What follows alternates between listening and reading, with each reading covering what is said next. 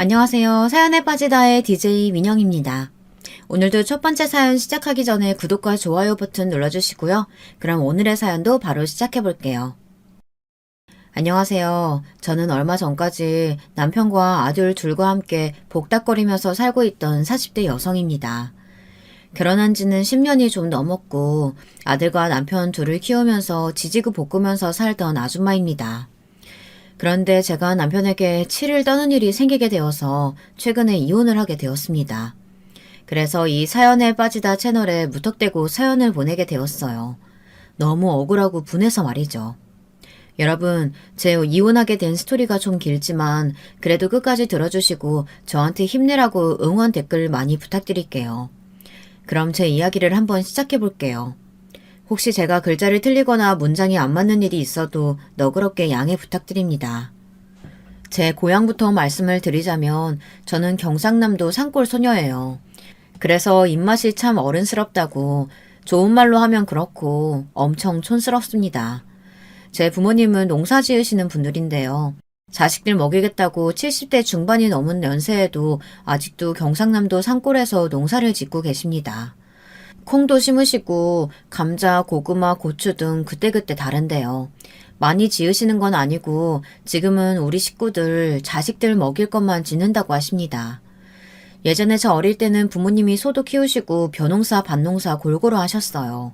이거 하다가 태풍 오면 망하고 과수원하시다가 또 자연재해 입으시고 망하고 하셨어도 우리 부모님은 땅이 좋다면서 그 시골에서 아직도 사시고 계시네요. 저는 어릴 적에는 시골에 사는 것에 불만이 많았습니다. 그리고 부모님이 농사 지으는 것에 대해 불만이 많았죠. 참, 제 가족관계를 다 말씀드리지 않았네요. 저는 위로는 언니, 오빠 하나씩 있고 밑에 남동생이 있는 이남 이녀의 집안입니다. 아버지 어머니가 자식을 많이 낳으셨으니까 우리 집은 항상 바람잘 날이 없었죠. 저는 아들 둘만 키워도 힘들고 죽을 것 같았던 날들이 많았는데 우리 부모님은 어떻게 자식을 넷이나 키우셨는지 이제야 정말 존경스럽더라고요. 제가 엄마가 되고 나서야 우리 친정엄마를 이해하게 되었다고나 할까요. 아무튼 저는 어릴 적엔 부모님이 항상 밀짚 모자에 흙 묻은 옷을 입고 나가서 하루 종일 육체 노동을 하시는 것이 마음에 들지 않았습니다. 그래서 맨날 엄마에게 이렇게 불평을 하곤 했어요. 엄마야, 우리도 도시 나가 살자. 이 산골짜기에서 이게 뭐고? 응?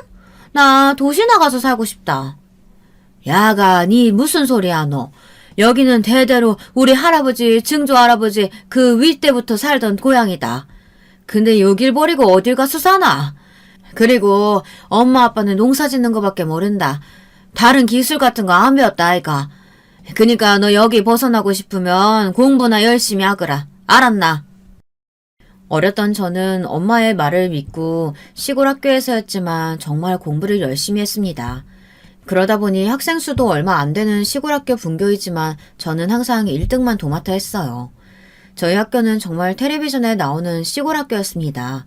초등학교 때 한 반에 애들이 20명도 안 되었고 학년마다 반이 2~3개밖에 없었어요. 게다가 6학년은 딱 한 반밖에 없는 정말 초미니 분교였어요. 지금은 아마 아이들도 없어 폐교가 됐을 걸로 알고 있습니다. 그 초등학교에서 저는 항상 공부로는 1등을 했어요. 그러다 보니 학교 선생님께서 저의 친정엄마에게 이 애는 중학교를 큰 도시로 나가서 다니게 해야 한다고 하시면서 진지하게 건의를 하셨던 것이었습니다.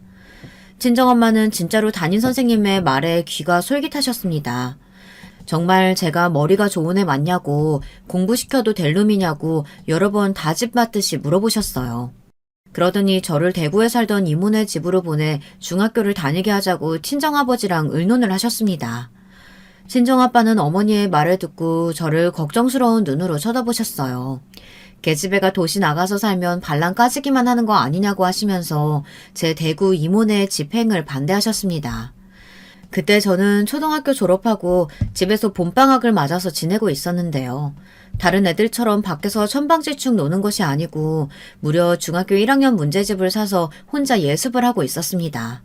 그만큼 저는 도시 나가서 사는 것에 진심이었거든요. 그 모습을 본 아버지는 할 수 없이 제가 대구 이모네 집에 가는 것을 허락하셨습니다. 그러면서도 아버지는 저의 도시 유학에 한 가지 단서를 달았습니다. 네, 네 엄마가 하도 네 공부 잘한다 했어서 이모네 집에 보내기는 하는데 네 거기서 고등학교 때까지 남자 사귀면 안 된다. 혹시나 그런 일 있으면 당장 학교금 오고 집으로 데려올 거니까 알아서 해라. 알았나? 알았다. 아빠네 믿어도 나 진짜 공부만 할 거다. 이렇게 저는 제 몸뚱이만한 가방을 가지고 그 경상남도 산골짜기를 떠나 대구에 있는 이모네 집으로 더부살이를 하러 떠났습니다. 이모는 저한테 참 잘해주셨어요. 저희 엄마의 언니였던 이모네는 사촌오빠 한 명 그리고 큰언니가 하나 있었습니다. 큰언니는 그때 이미 고등학교 졸업 후에 사회인으로서 경기도에 위치한 반도체 공장에 다니고 있었고 저하고는 나이 차이가 많이 났었어요. 그리고 사촌오빠는 고등학생이었고요. 이모는 본인의 애들이 이미 다 커서 돌볼 필요가 없으니까 제 엄마가 하신 부탁을 흔쾌히 들어주신 거였습니다. 그리고 이모네는 대구 시내집에서 안경집을 하셨는데요. 이모부가 돈을 잘 버셨거든요. 그 시대의 안경집은 정말 부자라는 반증이었거든요. 애들이 눈이 정말 많이 나빠지니까 안경이나 렌즈를 사러 많이들 안경점에 오고 그랬는데요. 그래서 이모는 제 입이 하나 더 늘었다고 해서 부담되는 것이 없으셨습니다. 이모부도 딸내미가 하나 더 생긴 것 같다면서 저에게 호의적이셨고요. 그러면서 공부 열심히 하라고 제 등을 두드리며 격려도 해주셨습니다. 지금도 사실 저는 엄마보다 이모를 만나면 더 반가워요. 엄마랑은 13살 때까지 살았지만 그 외의 시간들은 거의 이모 집에서 학교 다니면서 거기서 대학까지 나왔으니까요. 저희 이모는 제가 결혼할 때 엄마보다 더 우신 분이셨어요. 얼마나 정이 많으신지 항상 저만 보면 모자란 거 없냐 용돈 주마 하시던 분이었습니다. 저는 처음 대구에 가보고 정말 눈이 휘둥그레졌습니다. 별천지도 그런 별천지가 없었죠. 지하철도 다니고 버스도 엄청 많고 여러모로 제가 살던 시골하고는 비교가 안 되는 곳이었어요. 저는 너무 신이 나서 학교도 열심히 다니고 주말에는 중학교, 고등학교 친구들이랑 롯데리아도 다니고 시내에서 책도 보고 놀았습니다. 저는 여중 여고를 나왔는데요. 여자친구들이랑 몰려다니면서 같이 놀기도 하고 독서실 가서 공부하는 게 너무 좋았어요. 왜 안 그랬겠어요. 답답하게 시골 살다가 도시에 나와서 이것저것 많이 경험하고요. 친구들도 텃세 안 하고 제가 재미있다면서 잘 어울려줬습니다. 이런 걸 보면 저는 살면서 정말 운이 좋았던 것 같아요. 제가 원했던 건 거의 이루고 살아왔으니까요. 도시에서 살고 싶다고 하니 길이 열렸고 공부하고 싶어 했더니 이모네에 와서 마음껏 공부만 할 수 있었으니까요. 저는 결혼하기 전까지는 아주 행복하고 안정된 생활을 했었습니다. 제가 생각하기에 제 고생문은 결혼 후부터 시작이 되었던 것 같습니다. 저는 대구에 있는 국립대인 경북대를 나왔는데요. 저는 과에서 수석으로 입학하고 졸업을 했어요. 고3 때까지 쭉 저는 반에서 1등, 전국에서는 상위 10% 이내를 유지해 왔습니다. 그래서 고3 때 담임 선생님은 대학교 원서를 쓸 때 저한테 서울에 있는 대학을 가라고 강하게 권하셨는데요. 그냥 제가 경북대에 장학금 받고 가겠다고 했습니다. 지금은 서울에 있는 대학을 갈 거라고 후회를 하지만 그때는 어떻게든 대학에 가는 게 중요했기 때문이에요. 저희 집안은 그렇게 큰 부자가 아니었기 때문에 제 언니랑 남동생은 공부머리가 없다면서 엄마가 대학을 보내지 않았거든요. 그래도 큰오빠는 장남이니까 무조건 대학을 가라고 했지만 저는 공부를 잘하니까 대학을 가야 하는데 서울에 있는 사립대 등록금은 너무 비싸서 부모님이 못 대준다고 하신 것이었어요. 그래서 저는 제 점수로 딱 넘치는 경북대 수석 입학을 선택했습니다. 1년의 등록금과 입학금이 면제라는 건 저로선 큰 이득이었거든요. 대학생활도 저는 정말 학교 수업, 도서관, 이모집 순서로 매일 쳇바퀴 돌듯이 왔다 갔다 하기만 했어요. 그래서 저는 CC가 뭔지도 모르고 대학생활의 낭만이라는 건 전혀 모르고 살았습니다. 과 친구들이 미팅이나 소개팅을 간다고 하면 저에게 같이 나갈 거냐고 권했지만 저는 이런지하에 거절했습니다. 아, CC는 캠퍼스 커플의 약자랍니다. 왜냐하면 저는 대학을 졸업할 때까지 남자와 연애를 하면 안 된다는 아버지의 단 한 가지 단서에 꼼짝 못하고 잡혀 있었거든요. 처음에는 고등학교 때까지라 하셨지만 제가 계속 공부 열심히 하고 과 수석도 놓치지 않으니까 아버지는 제가 서울의 좋은 회사에 입사를 했으면 하는 기대를 갖고 계셨던 거였습니다. 저희 부모님은 두 분 다 상고 농고를 나오셨어요. 그래서 농사밖에 모르시는 분들입니다. 그 외에 지식이나 정보는 그냥 TV로 보고 배우시고 좋아하는 프로그램이 아침마당, 장수만세 그런 것들이었거든요. 아버지는 소시적에 더 배우지 못한 것이 한이 되셨다고 하더라고요. 그래서 자식들이라도 많이 공부하는 게 소원이셨다고 합니다. 자식들만은 농사 짓지 않고 고생 안 하고 편하게 하이칼라로 사는 게 좋다고 항상 입버릇처럼 얘기하셨어요. 제가 아버지의 만족을 채워드리니 아버지는 점점 더 욕심이 많아지셨습니다. 제가 대학을 수석으로 졸업하자 아버지는 대기업을 들어가라고 취업 준비하는 저에게 좀 압박을 하셨어요. 그때도 저는 이모네 집에서 학교 도서관 다니면서 취업 스펙 쌓는 것에 여념이 없었는데요. 제 아버지는 저한테 삼성이나 LG 같은 그런 데 들어가면 안 되냐고 취직은 서울 올라가서 하라고 난리셨습니다. 솔직히 저도 욕심은 있었어요. 이만큼 대학교에서 올 A 플러스 받고 학점이 좋으면 지방대라고 해도 대기업에 들어갈 수 있지 않나 그런 꿈을 꾸기도 했습니다. 그런데 막상 올라와서 보니 서울에는 정말 날고 기는 인재들이 많이 있더라고요. 당연하겠죠. 걔네들은 저와는 처음부터 출발선이 달랐던걸요. 저도 나름 대구에서 유명한 어학원도 다니고 영어 회화 공부도 열심히 했지만 초등학교 때부터 원어민이랑 영어하고 대학 때는 해외 연수도 나가는 애들하고 어떻게 경쟁이 될까요? 저는 서울 올라와서 취업하려고 면접을 다니며 높은 현실의 벽에 부딪혔습니다. 기본적으로 이름 대면 알만한 유명한 기업들은 아예 지방대 출신을 안 뽑더라고요. 서류에서만 한 50번은 떨어진 것 같았습니다. 처음엔 저도 호기롭게 LG, 삼성 같은 대기업에 이력서도 넣어봤는데요. 하지만 서울대, 연고대 출신에다 해외 연수 기본에다 토익, 토플 점수, 거기다 컴퓨터 자격까지 왜 이렇게 하라는 것이 많은지 저는 그런 생각을 전혀 안 해봤거든요. 토익 공부만 죽어라 팠지 다른 컴퓨터 관련 자격증은 하나도 준비를 못했어요. 그래서 어떻게 서울서 취직이 잘 되겠습니까? 저는 취업 면접 보며 한번 크게 좌절을 맛봐야만 했습니다. 서울에서 거처할 곳이 없으니까 저는 고시원을 전전하게 되었어요. 처음에는 취업 면접 볼 때만 올라와서 모텔에서 자거나 찜질방을 가거나 했거든요. 하지만 이모네 집에서 언제까지 비비고 살 수도 없고 저도 서울로 거처를 옮겨야 마음 놓고 여러 군데 취업 면접을 넣기가 편했던 거였습니다. 그래서 저는 이모네 집에 올 때 썼던 그 큰 가방을 들고 서울에 와서 자취를 시작했습니다. 고시원부터 시작해서 말이죠. 고시원 생활을 하는 건 좀 답답하긴 했지만 저는 고3 때 공부한다고 독서실 한 달 끊어가지고 거기서 먹고 자고 한 적도 있었던지라 어렵지는 않았습니다. 이모는 정말 우리 엄마처럼 제가 고시원 생활할 때부터 고시원비도 붙여주시고 아무것도 걱정 말고 취업 준비나 열심히 하라며 생활비도 50만 원씩 보태주셨어요. 저는 정말 이모에게 몇 번이고 감사해도 모자랄 지경이었죠. 그래서 더 심적인 부담이 커졌습니다. 빨리 취직을 해야 이모에게 은혜를 갚을 수 있을 것 같았으니까요. 하지만 제 취준생 생활은 꽤 오래 지속이 되었습니다. 저는 나중에 너무 지쳐서 시골로 가버릴까 생각도 했었습니다. 하지만 그때마다 아버지는 격려 비슷한 압박을 주시더라고요. 야, 정희야. 네가 서울서 성공해야 이 아버지 면이 선다 안 하나. 그러니 대기업 아니라도 니는 서울서 뿌리 내리고 살아라. 작은 회사라도 좋으니까네. 요 시골집 온다고 생각하지 말고. 이런 말을 듣고 어떻게 을지박약하게 집으로 내려갈 수 있겠어요. 저는 이를 악물고 다시 도전하고 또 도전해서 결국 취업 준비 생활 3년 만에 종로에 있는 프랜차이즈 여행사에 면접 봐서 합격을 했습니다.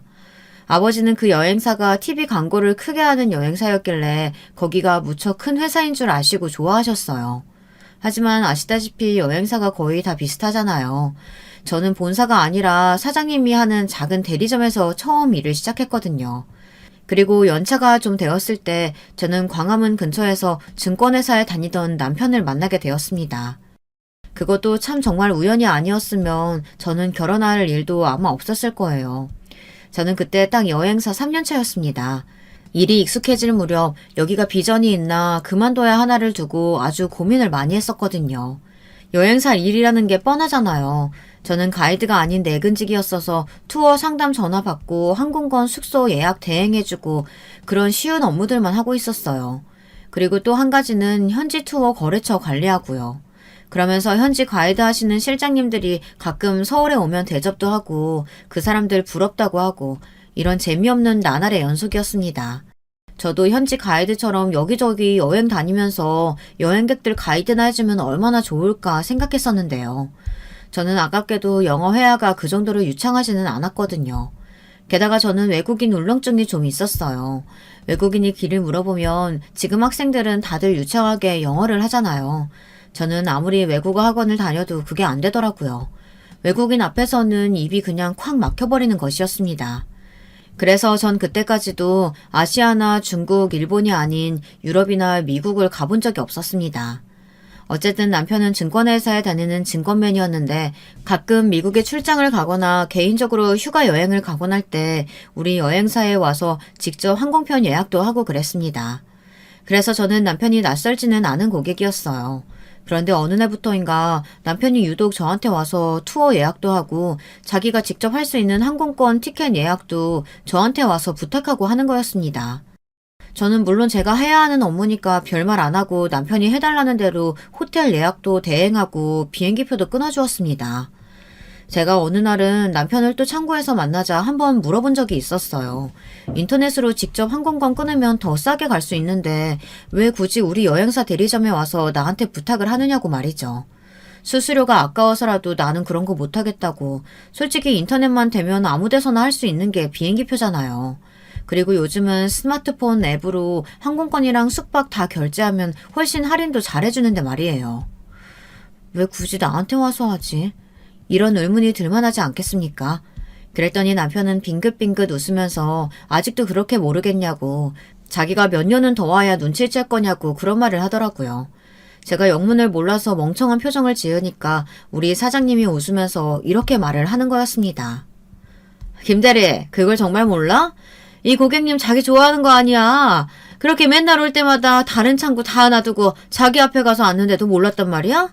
진짜 둔하다, 김대리. 저는 사장님의 이 한마디에 얼굴이 사과처럼 벌개져서는 어쩔 줄을 몰라 했습니다. 이때까지 저는 사회인이 되어서도 연애는커녕 미팅도 소개팅도 한 번도 한 적이 없었거든요. 신입사원이 되고 나서 보니 우리 여행사에서는 사내 연애로 발전할 가능성이 1도 없는 겁니다. 그도 그럴 것이 현지 가이드님들은 다들 결혼을 하셨고 저랑 같이 입사한 남자 동기는 1년도 안 되어 다른 일을 한다고 나가버렸고요. 사장님도 여자시니까 말이죠. 저희 여행사는 정말 거의 여탕이었던 거였습니다. 그리고 전 이제까지 학교 다니면서 공부만 하느라고 동아리 활동도 안 하고 아르바이트도 한 번도 해본 적이 없었거든요. 그러니 남자를 만날 일이 전혀 없었던 거였죠. 저야말로 찐으로 모태 솔로였던 여자였습니다. 남편은 전혀 몰랐다고 하며 신혼 초기에 저한테 이런 말을 하더라고요. 그럼 내가 당신 첫 남자였던 거야? 그래서 그렇게 나를 경계했었구나? 이제야 이해가 되네.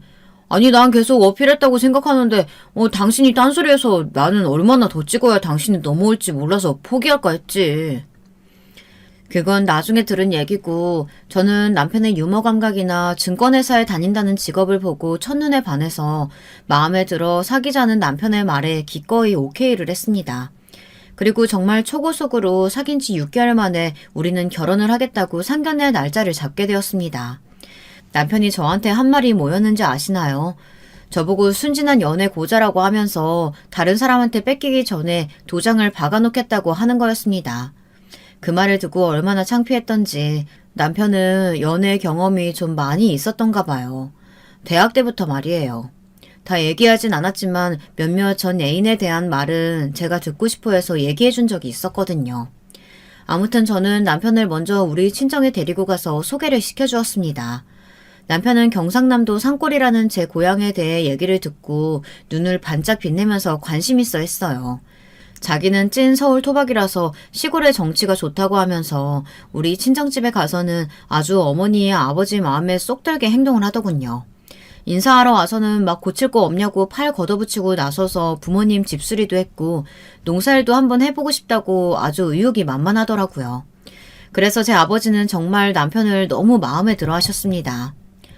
야, 정희야, 네 남자친구 하나는 잘 골랐다. 저런 성격은 어딜 가도 실패는 안 하는 법이야. 그러니 아무 말 말고 결혼해라. 내 우리 사위 와주면 동네 잔치라도 하면 좋겠다 안 하나. 그러게 진짜 어른들한테 잘하고 성격도 서글서글하니 좋구만. 내 네가 억수로 둔해가지고 언제 결혼할까 걱정했다마는 남자 보는 눈은 있었구만. 그렇게 남편은 우리 친정의 점수를 싹 다 따놓고는 바로 서울에서 상견례를 진행시켰어요. 저는 시어머니나 한번 뵙고 해야 하는 거 아니냐고 걱정했지만 남편은 괜찮다고 자기만 믿으면 된다고 이야기하며 완전히 불도저처럼 밀어붙였습니다. 자기는 나만 믿고 나한테 전부 맡겨. 내가 이런 거 핸들링 잘하니까. 그리고 우리 어머니는 자기의 얼굴 보자마자 아마 쌍수 들고 환영하실 거야. 자기가 어머니가 바라는 이상형의 신부감이거든. 그러니까 걱정하지 마. 나 못 믿어? 내가 자신 있으니까 상견례 바로 하려는 거 아니야. 남편은 걱정하는 저를 안심시켜 놓고는 서울 광화문의 유명한 호텔에서 상견례 식당을 예약했어요.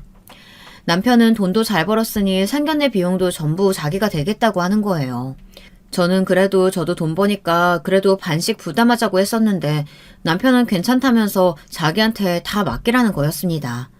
저를 데려오려면 이 정도 돈이나 수고는 아끼지 않겠다는 남편의 태도가 정말 고맙기도 하며 은근히 기분이 좋았던 것 같아요. 그래서 저 역시 내가 결혼은 잘하나 보다 하고 생각을 갖게 되었어요. 지금으로서는 그때 이 인간이랑 결혼한 걸 후회하고 있지만 말이에요. 상견례 날에 저는 정말 너무 긴장이 되어서 높은 구두를 신고 나가질 못했어요. 남편은 제가 입어야 할 옷조차도 이렇게 하라고 머리부터 발끝까지 다 코디를 해줬는데요. 흰색 치마 정장에 치마 길이는 무릎 위로 오는 샤넬 스타일인지 하는 걸 입어야 한다며 난리였습니다.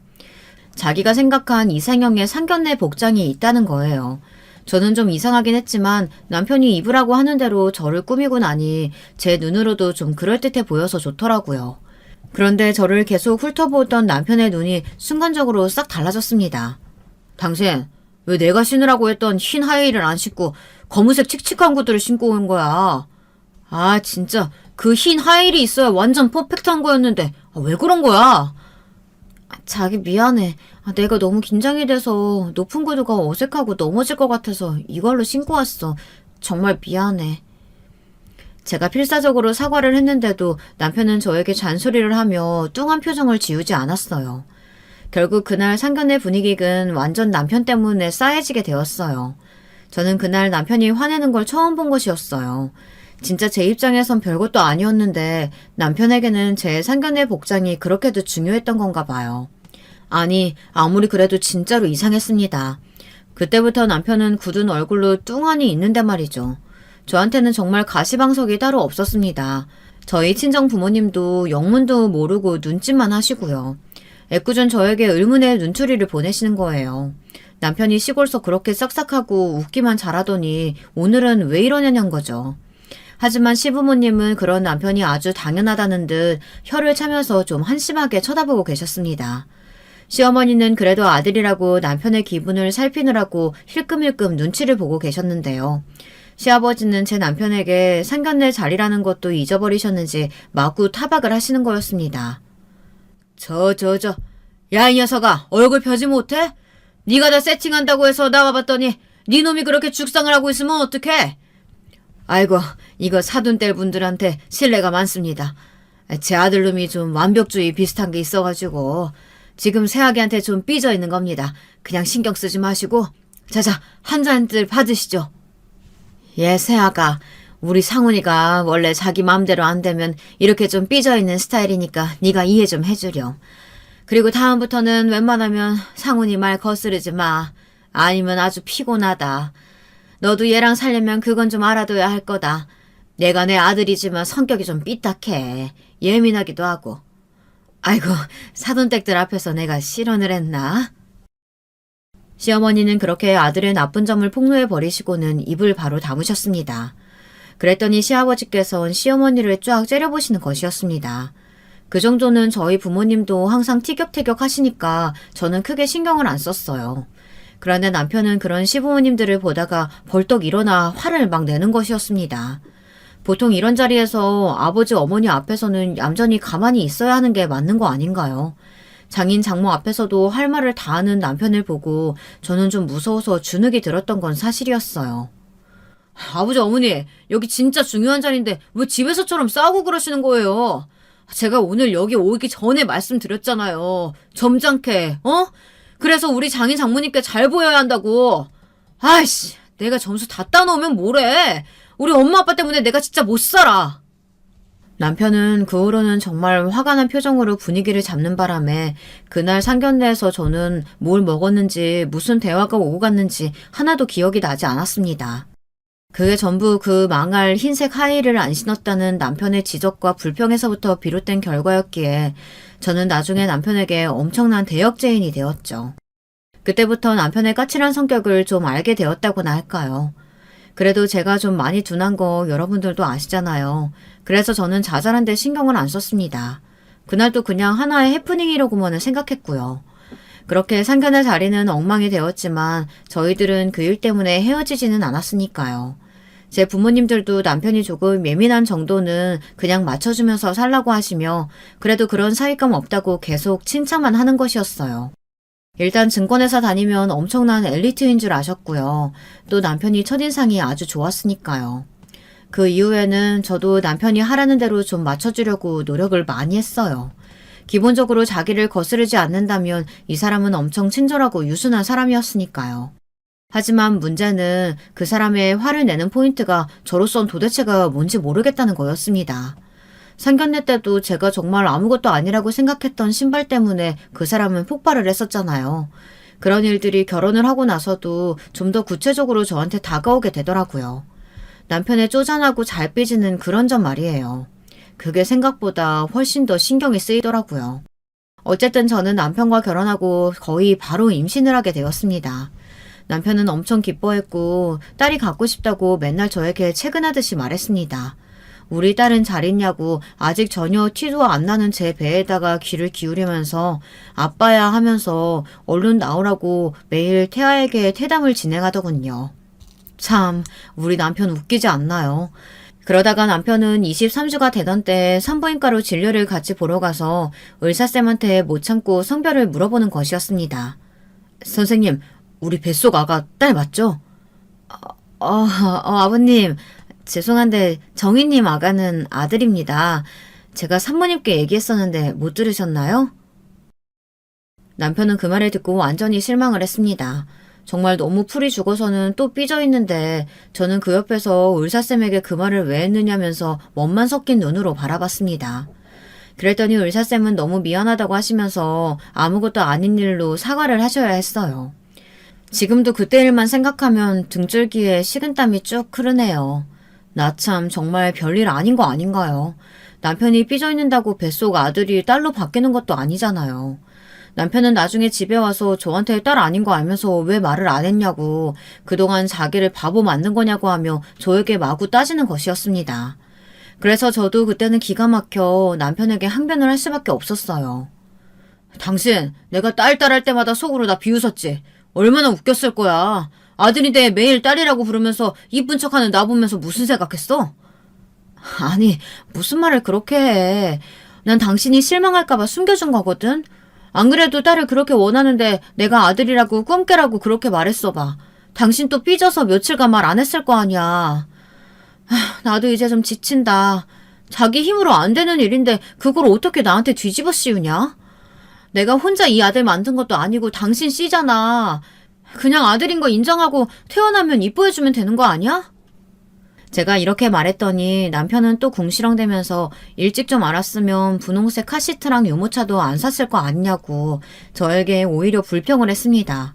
저는 하도 기가 막혀서 대꾸도 못했죠. 이제 23주밖에 안 된 뱃속 아기를 위해서 벌써 그런 고가의 물건들을 턱하니 사놨다는 게 도대체가 저는 이해가 안 되더라고요. 결국 남편은 그 물건들을 전부 반품했고 저는 만삭에 가까워서야 제가 사고 싶은 브랜드의 카시트와 유모차를 샀습니다. 결국 남편은 우리 애가 태어날 때까지 더 이상 퇴담도 안 하고 완전히 흥미를 잃어버린 것이었습니다. 자기가 딸만 원한다고 해서 아들이 태어났다고 애를 소 닭 보듯이 하는 그런 아빠가 어디 있어요. 여러분들은 우리 남편을 이해할 수 있으신가요? 저는 정말 이해가 안 됐습니다. 요즘 시대에 성별이 무슨 상관인가요? 딸이건 아들이건 다 자기 새끼인데 어떻게 그렇게 태도가 달라질 수 있는지. 저는 애 낳고 힘없이 병실에 누워있는데 남편이 아기를 안아주지도 않는 걸 보고 너무 서운하고 화가 나더라고요. 제가 평소에 좀 둔하긴 하지만 우리 애가 걸리니까 예민해지는 건 어쩔 수가 없더라고요. 그래서 산부인과 병실에서 남편이랑 대판 싸웠습니다. 아무튼 몇 년이 지나고 저는 또 아들을 낳았습니다. 그렇게 아들이 둘이 되자 남편 역시 딸을 마음속에서 지우더라고요. 저는 더 이상 아이를 안 낳는다고 했어요. 아니, 안 낳는 것도 아니고 못 낳았습니다. 처음에는 그래도 순산을 한 편이었지만 둘째 낳을 때는 애가 하도 안 나와서 할 수 없이 제왕절개를 해야 했어요. 그러고 나서 보니 자궁에 큰 암이 있어서 저는 더 이상 임신이 힘들 거라는 판정을 받아야 했습니다. 그 후 얼마 지나지 않아 암 때문에 자궁도 적출을 해야 했습니다. 그때는 정말 하늘이 무너지는 줄 알았는데요. 저보다 남편이 더 울고 아까워하면서 난리였지 뭐예요. 제가 아파서 그걸 걱정한 줄 아시죠? 그게 아니었어요. 이젠 딸 전혀 못 낳는 거 아니냐고 하면서 끝까지 자기 생각만 하는 거 있죠. 그래서 저는 자궁암 수술 후에 남편과 정말 소원해졌습니다. 이 인간에게 아예 기대하는 게 없어진 것이죠. 그렇게 자기 생각만 하는 이기적인 인간한테 뭘 바라겠어요. 제가 뭔가 기대를 했다가 어긋나면 저만 손해죠. 그래서 아마 제가 스트레스 때문에 자궁암에 걸렸던 것 같습니다. 남편의 저 미친 딸 집착증을 끊어내기 위해서 말이죠.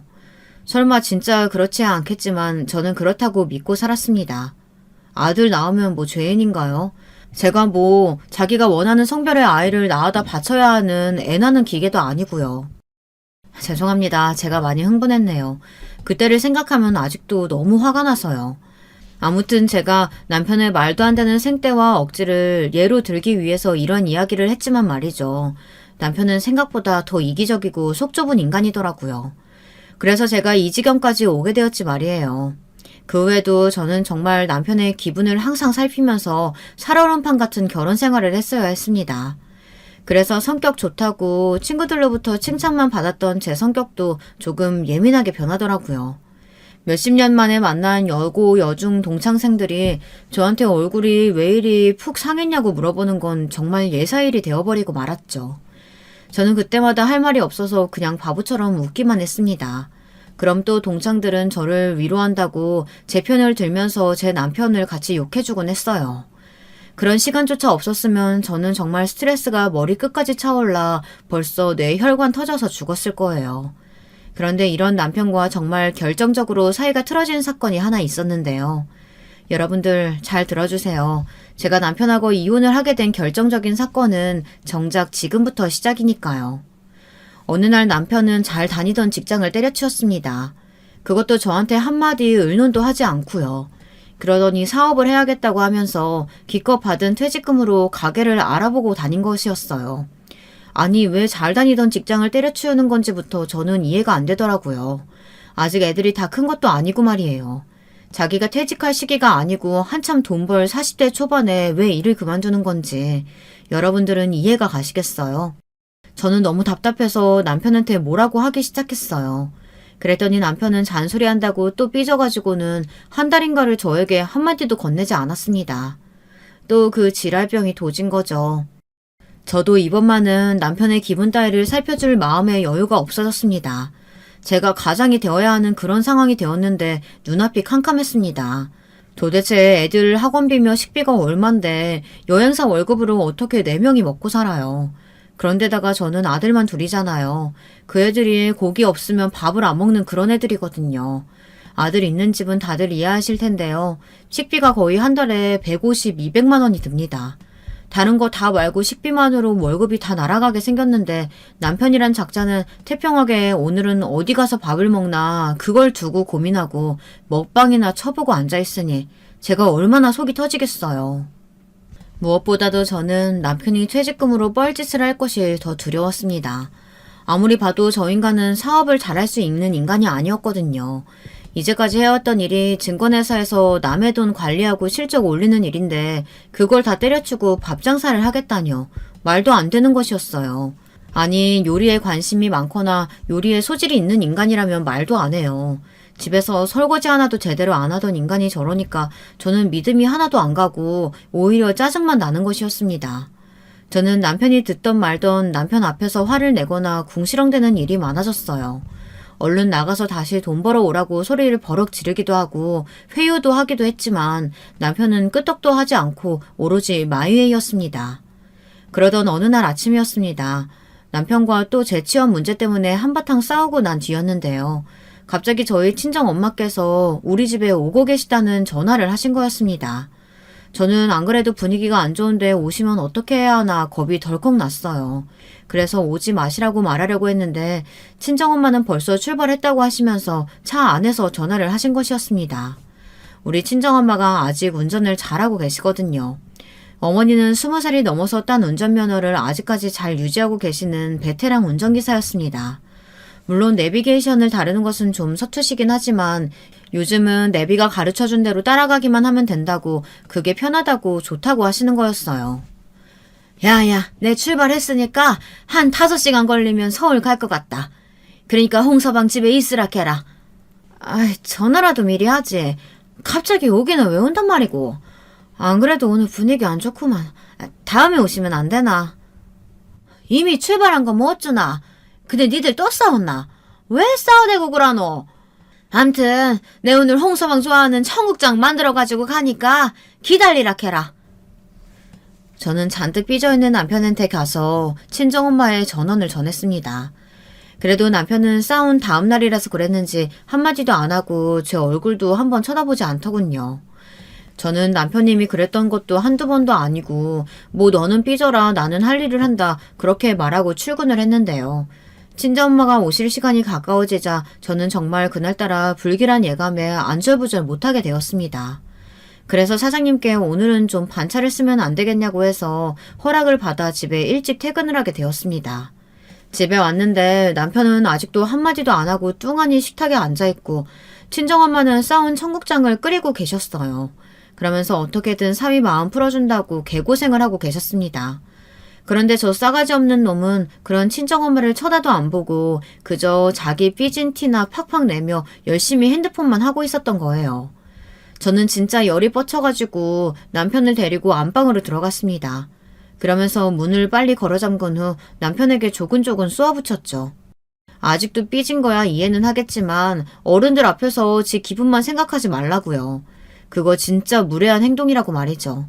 그랬더니 남편은 정말 화를 내며 저한테 소리를 꽥 지르는 겁니다.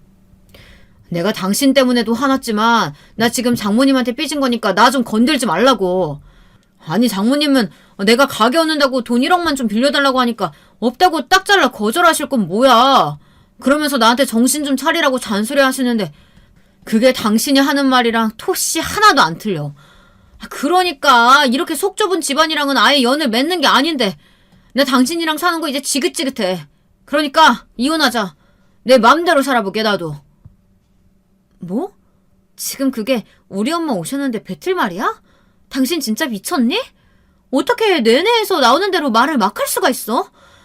아무리 우리가 싸웠다고 해도 어른들 앞에서 티를 낸 건 당신 잘못이잖아. 그리고 이혼? 그게 무슨 소리야. 우리 애들 생각도 안 하고 어쩌면 그렇게 쉽게 이혼 소리가 나와? 제발 정신 좀 차려라. 이 철딱선이 없는 인간아. 아니 누가 누구한테 속 좁다고 흉을 보는지 저는 도저히 알 수가 없었어요. 장모님한테 사업하게 돈 빌리겠다는 게 제정신을 가진 사위가 할 짓인가요? 우리 엄마도 돈이 없는데 그리고 있어도 뻔히 망해먹을 게 눈에 보이는 사위를 뭘 믿고 빌려주시겠어요. 우리 엄마도 남편이 증권회사 때려친다니까 얼마나 상심하고 안타까워 하셨는데요. 그리고 홍서방 너무 구박하지 말라고 하며 엄마는 언제나 사위 편을 드셨습니다. 저는 솔직히 말하면 그런 친정엄마에게 좀 실망했고 서운한 감정이 들었어요. 저도 인간인데 안 그렇겠어요. 아무리 봐도 남편님이 잘못한 사안을 갖고 저보고 참으라고 하니. 친정엄마는 저희들 소리가 부엌까지 들리자 걱정을 하시면서 방문을 두드렸습니다. 하지만 저는 나와서 친정엄마를 안심시켜드렸지만 남편은 삐진 채로 안방에서 그대로 침대에 누워 백수 양아치 새끼처럼 핸드폰만 했습니다. 그 꼴을 보는 저는 또 속이 뒤집어졌고요. 하지만 친정엄마는 100번 양보하면 나중에 좋은 일이 있을 거라면서 저를 토닥거리셨어요. 그리고 얼른 청국장 다 끓였으니 제 남편에게 점심이나 먹으라면서 조심스럽게 권하셨습니다. 그랬더니 이 처죽일 인간 말하는 꼬락서니가 진짜 가관도 아니더라고요. 글쎄 이런 소리를 하지 뭐예요. 저 오늘 청국장 안 먹어요. 오늘은 진짜 먹고 싶지도 않네요. 장모님처럼 냄새 너무 역해서 말이에요. 아씨, 내 이거 다 쓰레기 봉투에 갖다 버려야지. 짜증나게 계속 여기 서 계시지 말고요. 장모님도 얼른 그 냄새나는 시골로 내려가세요. 저 이제 장모님도 보기 싫으니까. 남편은 이렇게 우리 엄마한테 막말을 하며 엄마가 기껏 맛있게 끓인 청국장을 싱크대에 전부 쏟아버렸습니다. 남편의 돌발 행동을 눈앞에서 본 우리 친정엄마는 충격을 받으셨고요. 입을 딱 벌린 채 아무 말도 못하셨어요. 저는 너무너무 화가 나서 남편의 등을 팍 떠밀었습니다. 그리고 남편에게 삿대질을 하며 큰 소리를 쳤어요. 당신 미쳤니? 진짜 눈에 뵈는 게 하나도 없지? 어떻게 이런 무례한 짓거리를 할 수가 있어? 우리 엄마한테 당장 사과해. 사과하라고! 안 그럼 진짜 이혼이야, 이 미친놈아! 세상에서 제일 슬픈 일이 일어나고 말았어요. 제가 남편이라고 믿고 따랐던 인간이 장모 앞에서 인간성의 바닥을 보이는 일 말이죠. 저는 그날 남편의 행동을 보고 이 새끼는 인성이 글러 처먹었다고 포기를 하게 되었습니다. 그리고 그때부터 남편과의 이혼을 준비하게 되었어요. 우리 엄마도 그때만큼은 화가 나서 어쩔 줄을 몰라 하시더군요. 그러면서 남편이 원래 저런 인간이었냐고 막 위아래도 몰라보고 자기 멋대로 이기적으로 구는 인간 말종 새끼였냐고 물어보셨어요. 저는 그런 엄마 말에 저절로 고개를 끄덕이게 됐죠. 제가 얼마나 집안에서 숨을 죽이면서 살아왔는지 구구절절 이야기를 듣자 친정엄마는 사위편에서 완전히 딸인 저에게로 돌아섰습니다. 남편은 그렇게 천인공노한 짓을 저질러 놓고는 지가 화가 나서 씩씩거리면서 집을 나갔습니다. 그러더니 새벽녘이 다 돼서야 술에 만취한 채로 비틀거리면서 기어들어오는 거였습니다. 화가 난 저는 엄마와 함께 자던 안방 문을 걸어 잠갔어요. 남편이 절대 못 들어오게 말이죠. 그랬더니 남편은 집안에서 이리저리 깽판을 치며 접시도 깨고 안방문에다가 유리컵도 던지면서 글쎄 행패를 부리는 것이었습니다. 저는 화가 나서 남편을 진짜 한 대 패려고 밖으로 나가려고 했지만 친정엄마는 그러다 제가 다치면 안 된다고 조용히 경찰서에다 신고를 하는 것이었어요.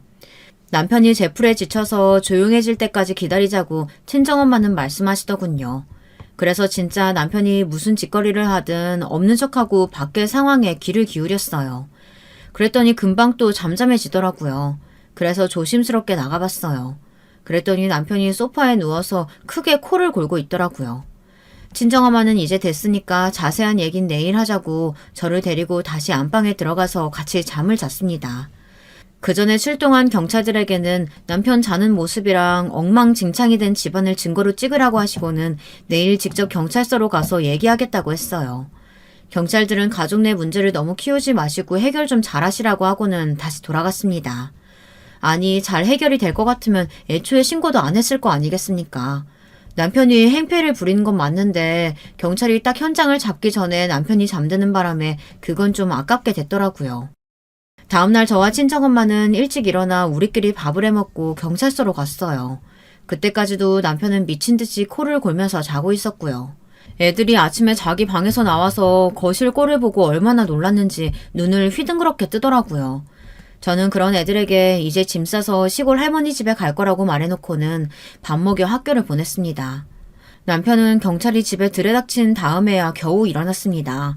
일어나서 아무것도 못하고 멍하니 있던 남편은 집안에서 경찰들이 돌아다니자 무슨 일이냐고 저에게 화를 버럭 냈어요. 그래서 저는 대꾸도 안 하고 팩하니 들어가 버렸죠.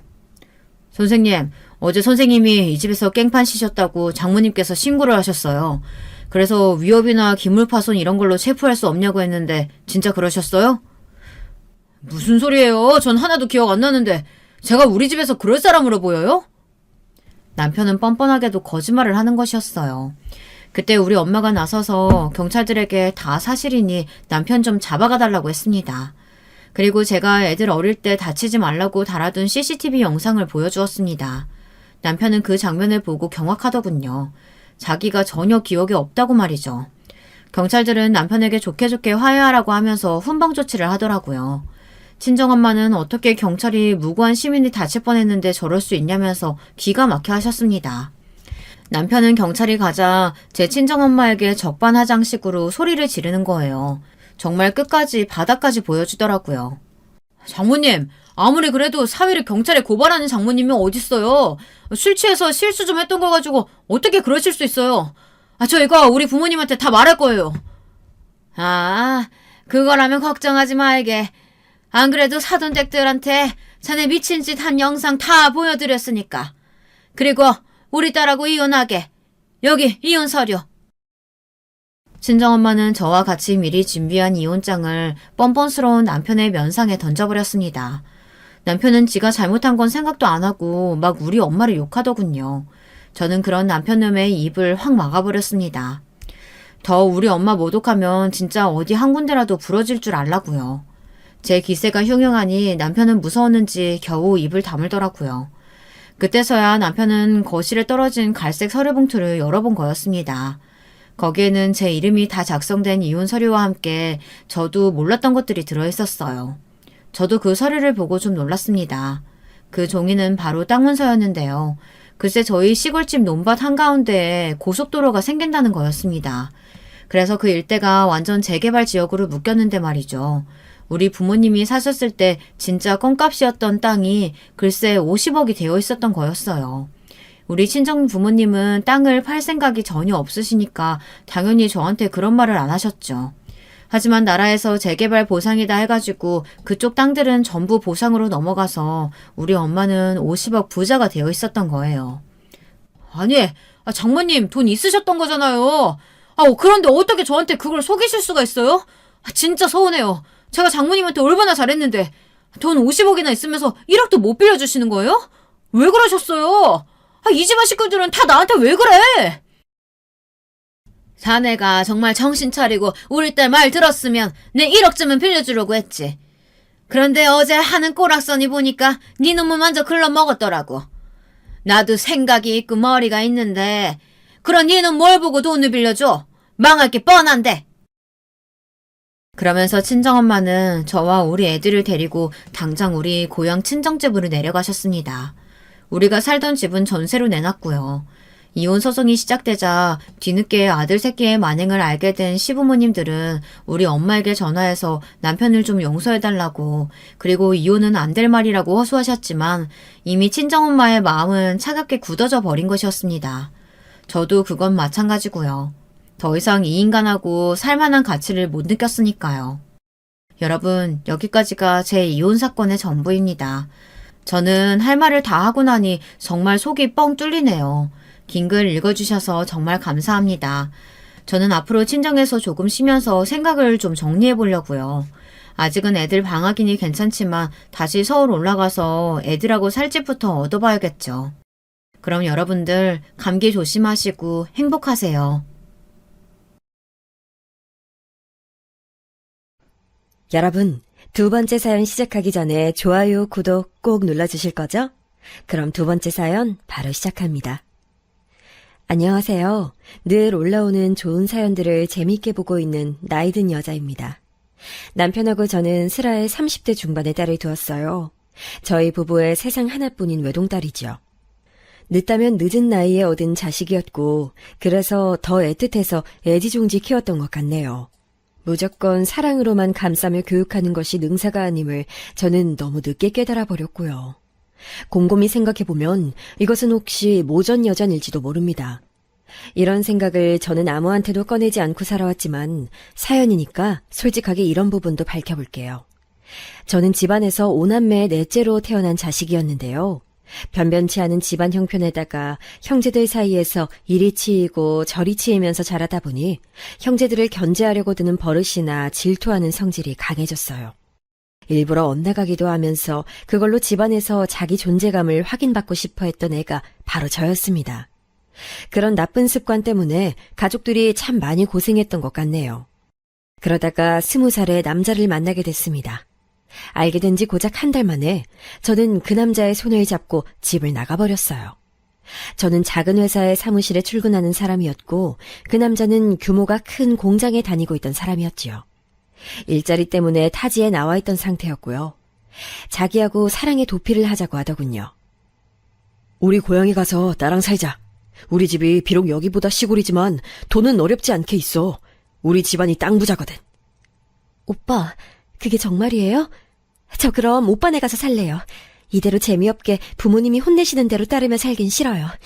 우리 가족들은 항상 저보고 철이 없다고 헛된 꿈이나 꾼다고 하지만 제 눈엔 그런 가족들이 다 헛된 사람들로 보이는걸요? 그래, 네 말이 맞아. 사람은 꿈을 꾸고 꿈을 쫓으면서 살아야지. 나랑 우리 집에 가서 편히 쉬는 동안 네가 하고 싶은 일 새로 찾으면 되지 않을까? 사실 난 돈을 필사적으로 안 벌어도 되는데 사회 경험을 쌓고 싶어서 여기 왔던 것뿐이야. 너라는 보석을 찾았으니 이제 이곳에서의 볼 일은 끝난 셈이지. 어쩜 오빠는 말을 그렇게 낭만적으로 해요? 내가 보석이라고요? 전 정말로 오빠를 따라가고 싶은 마음뿐인데 시골집이라고 하니까 그 부분은 조금 걱정이 돼요. 그런 건 염려 놓아도 돼. 본가가 시골일 뿐 나랑 가까운 친척들은 죄다 서울에 사는걸. 언제든지 내가 원하면 서울에 가서 지낼 수 있을 정도니까. 그 외에도 나는 서울에 아는 사람들 많아. 지금 생각하면 드라마에서도 안 다룰 것 같은 상황이었으나 당시에 저는 완전히 그 남자한테 홀려버린 뒤였죠. 이것이 바로 불꽃 튀는 운명이라고 생각했었어요. 저는 가족들한테 떠나는 이유도 밝히지 않고 쪽지만 남긴 채 집을 나가버렸습니다. 월급을 받았던 바로 다음 날짜에 가출을 하였던 것으로 기억을 하고 있어요. 저는 제가 영화 속 여주인공이라도 된 것 마냥 헛된 꿈을 꾸면서 그 남자를 따라갔어요. 그렇게 도착한 그 남자의 본가는 정말로 시골이었는데 제 예상보다 더욱 나이가 느긋한 그 남자의 부모님께서 저를 맞아주셔서 깜짝 놀랐었습니다. 우리 아들이 돈 벌러 나가더만 그새 자기 색시를 물어온 거요? 아가씨가 참 곱고 어여쁘게도 생겼네.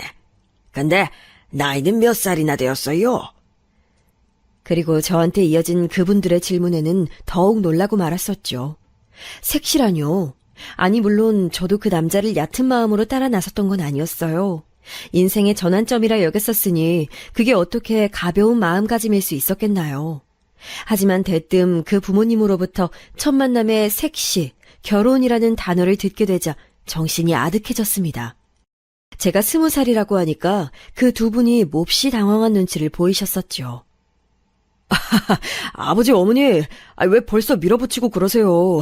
천천히 다 이뤄질 일들이니까 너무 조급해하지 마세요. 그 남자는 자기 부모를 얼른 달래며 상황을 수습했었는데 나중에 생각해보니까 그건 저에게 진실을 알리고 싶지 않아 했던 그 남자의 못된 마음이었던 것 같아요. 단 일주일 만에 저는 그 남자와 도피를 한 것을 후회하게 됐습니다. 집은 제가 머릿속에서 그렸던 것보다 모양새가 너무 허름한 집이었고요.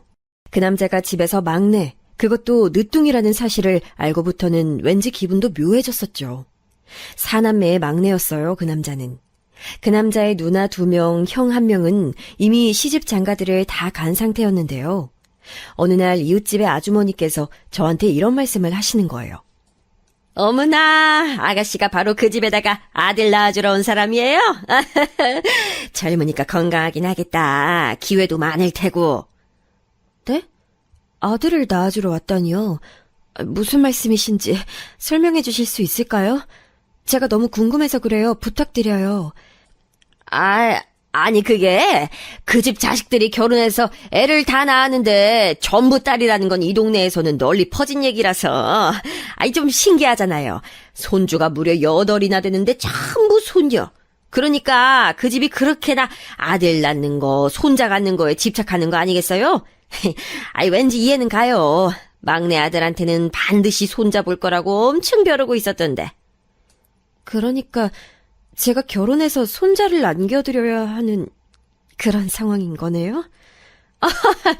내가 이런 말 하긴 좀 못하지만 아가씨한텐 기운이 느껴져요. 아들을 낳을 것 같아. 그리고 다산을 할 관상이라니깐. 못해도 애들 셋은 낳겠어? 지금 생각하면 어처구니가 없죠. 저는 다산도 하지 않았고 아들을 낳지도 않았는걸요. 아무튼 그때 정신이 쏙 빠졌었던 것 같아요. 그 남자는 자기 조카들이 전부 여자니깐 자기가 꼭 아들을 낳아야 한다고 생각했었나 봐요. 자기 부모의 뜻에 따라서 말이죠. 다시 말씀드리지만 제 나이는 그때 20이었는데요. 그 남자는 자기가 25이라고 했었지만 알고 보니까 27이었습니다. 나이를 2살 속였었던 거예요. 그 남자의 말대로 농사짓는 땅의 규모가 꽤 되길래 그래도 재산만은 진짜인 줄 알았습니다. 하지만 이것도 가짜였어요. 남의 땅을 빌려서 쓰고 있었던 것뿐이더군요. 서울에는 먼 친척들이 있었으나 언제든지 가도 된다거나 그곳에서 지내도 된다거나 이런 것들이 절대 성립할 수는 없는 관계였죠. 멀디 먼 친척이라서 교류도 거의 없었고요. 정말 여러모로 배신감이 들었어요. 그리고 무서웠죠. 오빠는 대체 날 뭘로 생각했던 거예요? 내가 들은 것들 다 뭐냐고요? 나랑 같이 꿈을 펼치겠다고 하지 않았었어요? 같이 서울도 가자 그랬었잖아요. 그런데 당장 결혼, 아들 출산, 뭐라고 설명 좀 해봐요. 날 좀 이해시켜보란 말이야. 미안해. 하지만 널 멋지게 살 수 있도록 해주겠다는 건 헛된 말 아니었어. 내 진심이었어. 그러니까 우선 나랑 살림부터 차리자. 결혼하면 우린 더 돈독해질 거고 인생 설계를 더 수월하게 할 수 있어. 계속 무슨 헛소리를 하는 거예요? 내가 아무리 바보 천치라고 하지만 이제 와서 그런 말에 속아 넘어갈 거라고 생각한 거예요? 날 얼마나 우습게 봤으면... 말해봐요. 처음부터 나한테 접근한 목적이 순수하지 않았던 거죠? 그냥 솔직하게 털어놔 보라고요. 그건 그러니까 네가 얼굴도 키도 적당하고 무엇보다 체력이 좋아 보이더라고. 거기에 착하고 순진하기까지 한 네 모습을 보면서 너만한 적임자는 없다고 생각했어. 그 남자가 말했던 적임자란 멍청하게 헛된 꿈에 부풀어서 자기 본가로 가서 부모님 앞에서 눈도장 찍고 결혼한 뒤 아들을 낳아주는 여자였겠죠. 제가 어린 나이니까 한 번에 아들을 못 낳더라도 계속 낳다 보면 아들이 생기지 않겠냐는 대목에서는 하염없이 눈물이 나왔습니다. 시골은 폐쇄적인 동네였고 저는 그곳에서 불과 3주 만에 그 집에 며느리로 낙인이 찍혀 있었어요. 타지에 나가서 살고 있는 그 남자의 누나들, 형이 곧 와서 저를 만날 거라는 얘기까지 듣고는 제가 냉철해지고자 애썼습니다. 이대로 이런 집안에 시집을 가고 싶진 않았으니까요. 이런 깡촌 시골, 게다가 겨울인데 내가 걸어서 이곳을 빠져나갈 수 있을 리가 없어. 동네 사람들 눈도 있고 왠지 나를 감시하는 분위기였으니까 그렇다면 자연스럽게 도망이 아닌 것처럼 도망치는 수밖에 없잖아. 정신 차리자. 저는 태도를 바꿔서 그 남자는 물론이고 그 남자의 부모에게도 살갑게 대했어요. 어차피 아무런 능력도 재능도 없는데 이렇게 일찍 인생의 길을 찾게 돼서 차라리 다행인 것 같다고 얘기를 하기 시작했죠. 오빠, 내가 오빠한테 말했었죠. 나는 우리 가족들 정말 싫어한다고요. 하지만 이런 중대사는 바로 가족들한테 알려줘야 할 것 같아요. 직접 얼굴을 보고 말이죠. 그 정도의 가족에는 나도 있어서요. 가족들 앞에서 결혼하겠노라고 하는 선언을 당당하게 하고 돌아오겠다고 저는 태연하게 거짓말을 했습니다. 그곳을 벗어나기 위한 핑계였죠. 그 남자가 탐탁지 않아 하자 묘언을 내기도 했어요. 내가 먼저 우리 가족들한테 설명 다 해놓을 테니까 오빠가 나보다 이틀 뒤에 우리 집에 도착하는 게 어때요? 그럼 오빠는 우리 부모님께 혼날 일도 없이 결혼 허락받을 수 있을걸요? 그래? 그럼 그렇게 할까? 좋아. 네가 먼저 얼른 출발해. 그렇게 저는 뻔뻔한 연기력을 선보이며 그곳을 탈출할 수 있었습니다. 그 남자, 치사한 놈은 저에게 따로 차비도 주지 않으면서 돈 있지? 이런 말을 했었습니다. 마지막이라 생각했기에 아무런 내색하지 않고 떠났습니다. 집까지 가는 내내 저는 몸살 감기로 끙끙 앓았던 것 같아요. 긴장이 풀린 후유증이었습니다. 딱 한 달 만에 저는 집으로 돌아갔고 가출 쪽지만 남긴 채 사라졌던 제가 나타나자 가족들은 난리였어요. 그리고 저는 미친 듯이 혼이 났습니다. 제가 있었던 일을 밝히기도 전에 그냥 무작정 혼이 났어요. 부모님께서는 저를 호적에서 파신다니 어쩌니 으름장을 놓으셨고 저 같은 왈가닥은 필요 없다고 하셨어요. 그런데 제가 원래 저랑은 다르게 눈물만 서럽게 흘리고 있으니까 언니 오빠들이 그런 저를 이상하게 여겼던 거예요. 저한테 그간 뭘 하며 지냈냐고 그제야 이유를 물어보더라고요. 저는 더 혼날까봐 망설였지만 그 남자가 저를 찾아낼 거라고 생각하면 두려워져서 솔직히 다 털어놨어요. 저는 죽도록 혼났습니다. 그리고 정말로 그 남자가 저를 찾아왔을 때 큰오빠가 미친 사람처럼 난리를 쳐서 쫓아냈었죠. 죽여버리고 싶은 걸 간신히 참고 있는 거라고, 다시는 내 동생한테 나타나지 말라고 큰오빠가 으름장을 놓자 그 남자는 겁에 질려서 줄행랑을 쳤습니다. 저는 헛된 유혹에 넘어가 그 남자를 따라갔던 그 일의 후유증을 겪었어요. 갑자기 남자를 만난다는 게 결혼을 생각한다는 게 그런 것들이 너무 두려워졌죠. 그 후로는 조용히 일을 다니면서 지냈습니다만 연애를 할 엄두가 안 났어요. 그러다가 작은 오빠의 친구가 소개시켜준 남자를 만나게 됐습니다. 너도 언젠가 시집가서 살림 차리고 살아야 할 텐데 계속 정신 빠져있으면 어떡해. 네 나이가 지금 24이야. 이제 남자 만나봐야지. 잔말 말고 내 친구가 다리 놔준다는 녀석하고 만나봐. 하지만 오빠, 나는 전에 그런 일을 겪은 이후로 왠지 결혼이라는 것 자체가 꺼려져. 알잖아. 누가 당장 결혼하래? 남자를 만나나 보라는 거지. 하여간 너에게 거부권은 없어. 어쩔 수 없이 24의 봄날에 새로이 상대를 만나보게 됐습니다. 이것이 또 저의 비극이 되었습니다. 안 그러게 생겨서는 그 상대가 술버릇이 참 안 좋았어요. 무엇보다 여자 알기를 우습게 아는 놈이었죠. 분명 처음엔 안 그랬었는데 만난 지 반년 정도나 지났을 때였을까요? 그해 연말부터 확실히 태도가 돌변하기 시작했습니다. 어디 여자가 남자 눈을 똑바로 보면서 자기 할 말 다 하는 거야? 너 그런 말 대꾸 하는 버릇은 어디서 들였냐? 잘 웃고 앙탈이나 잘 부리면 될 것이지. 주제넘게 굴지 마. 이건 경고야. 저는 저에 대한 애정이 식어서 그 상대가 그러는 것인가 싶었으나 그건 아니었어요. 오히려 저한테 그럴수록 더 다가왔고 집착하기 시작했었으니까요. 그 상대는 점차 저의 옷차림이며 걸음걸이까지 지적하기 시작했고 자기 입맛대로 저를 길들이기를 원했습니다. 자긴 언제든지 만취해도 상관없었지만 저는 여자가 조신하지 못하게 술에 취해선 안 됐고 유행을 따라 미니스커트를 입는 건 천박한 것이었기에 그렇게 하면 안 됐어요. 그 상대는 저를 점차 자기 소유물로 여기며 구속했던 것 같네요. 당연히 제가 자기랑 결혼해야 될 거라고 생각했었고요. 숨이 막혔습니다. 그리고 그때 제가 잘못된 연애를 하고 있다는 자각이 없다시피 했어요. 하지만 황당하게도 그 상대와 관계가 깨진 것은 그 상대가 바람이 났었기 때문이었어요. 다른 여자와 눈이 맞은 상태에서 저를 농락하고 있었던 것이죠. 더 황당한 건 제가 그 상대에게 그럼에도 기회를 줬다는 것이었고 여기서 한술 더 뜨자면 그랬을 때 제가 그 상대에게 차였습니다. 버림받았어요. 그 순간 그 상대와 함께한 2년에 가까운 시간들이 모두 낭비된 것 같다는 생각이 확 들더라고요. 그때부터 그 상대가 저에게 무슨 잘못을 저질러 온 것인지 이런 것들을 차분히 되짚어보게 됐어요. 되새길수록 혐오스러웠죠. 헤어진 지 3개월이 지났을 때 그 상대는 저에게 돌아와서 다시 시작하자고 했었습니다. 제가 단칼에 거절했고요. 그러자 그 상대는 저에게 저주를 퍼부었어요. 니까짓게 감히 내가 저 자세로 나왔는데도 나를 거절해? 야! 네가 나보다 나은 남자를 만날 수 있을 것 같아? 넌 평생 좋은 남자 따윈 만나보지도 못하고 늙어 죽을 팔자야. 연애도 결혼도 넌 분명 망할 거다. 내가 장담한다. 그 이별의 현장에서도 저는 두려움에 떨어야 했죠. 그 후로 저는 20대 후반이 되어서까지 제대로 된 연애를 하지 못했어요. 자의에 의해서든 타의에 의해서든 상황이 계속 그렇게 되더라고요. 지금이야 완전히 다른 세상이 되었다지만 저 젊었을 적에는 20대 후반 여자가 결혼 상대도 없다고 하면 노처녀로 취급이 되었던 시절이었는데요.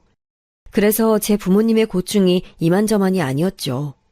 집안에 돈이 있거나 말거나 그래서 저 시집갈 때 한 푼도 보태줄 수 없다고 하더라도 어쨌든 딸내미가 노처녀로 늙어가는 꼬라지만은 절대로 두고 볼 수 없다고 하셨어요.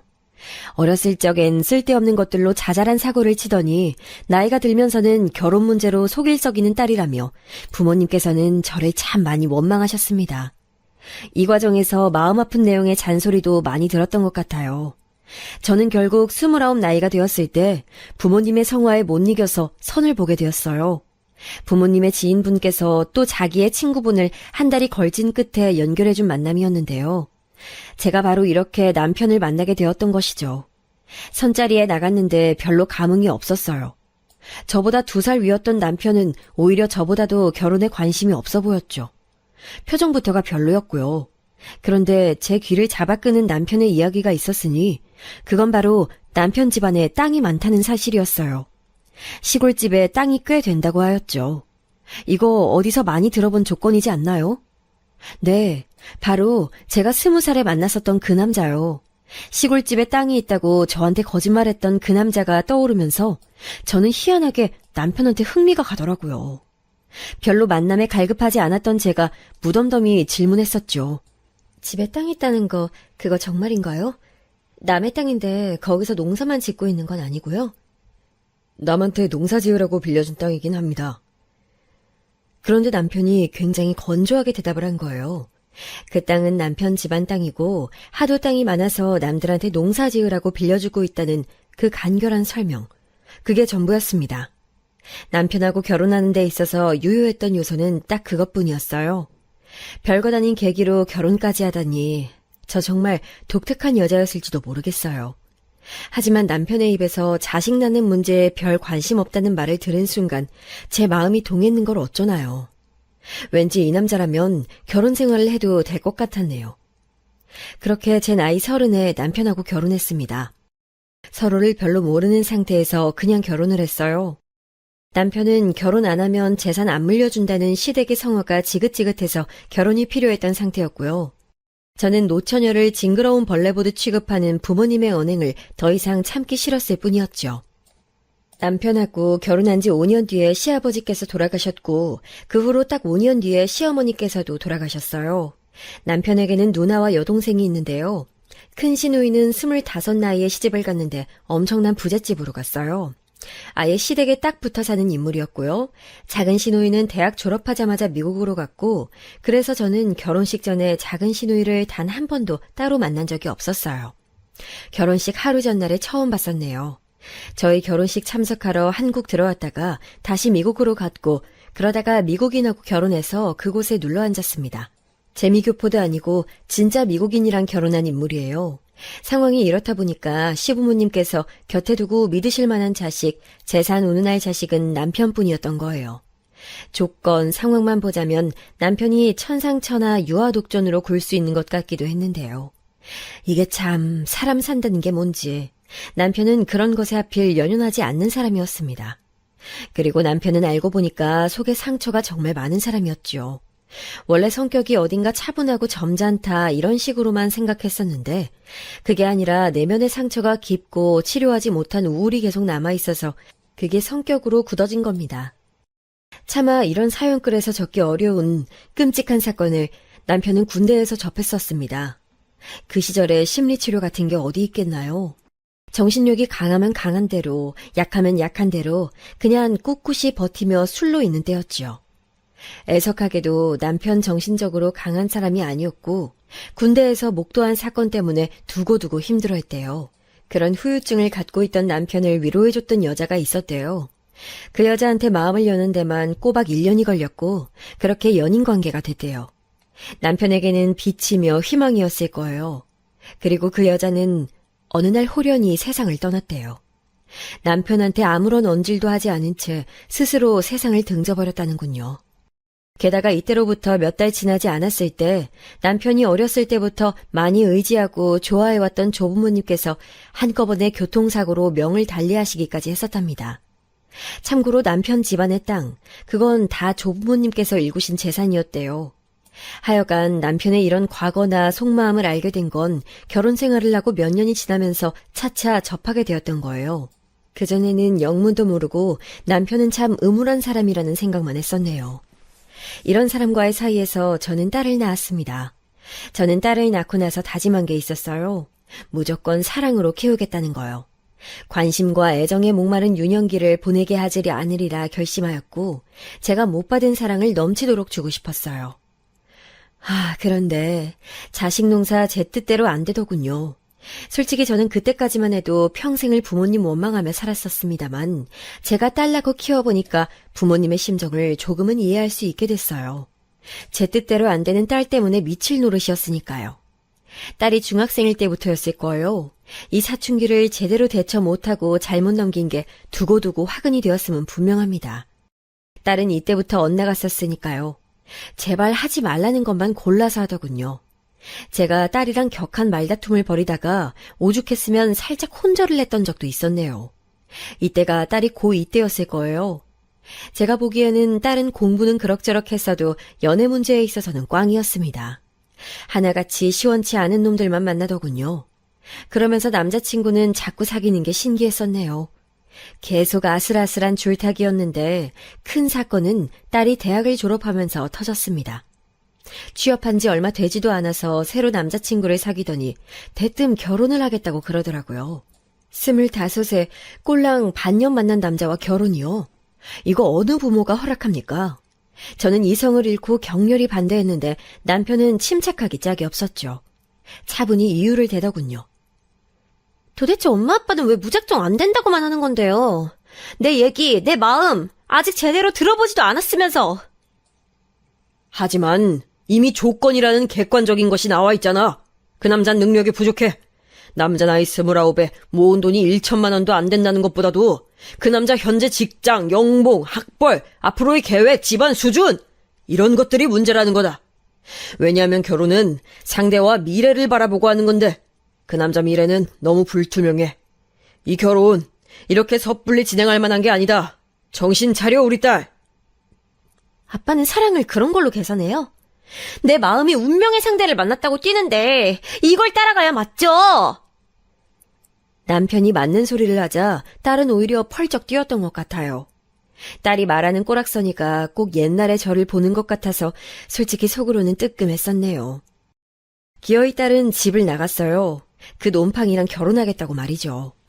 저희 부부는 일절 지원해주지 않겠다고 했어요. 그랬더니 집에 돈도 없으면서 그 잘난 땅은 어차피 안 파는 거 다 알고 있는데 쓸데없는 협박하지 말라면서 딸은 더욱 화를 내며 저희 부부로부터 등을 돌렸습니다.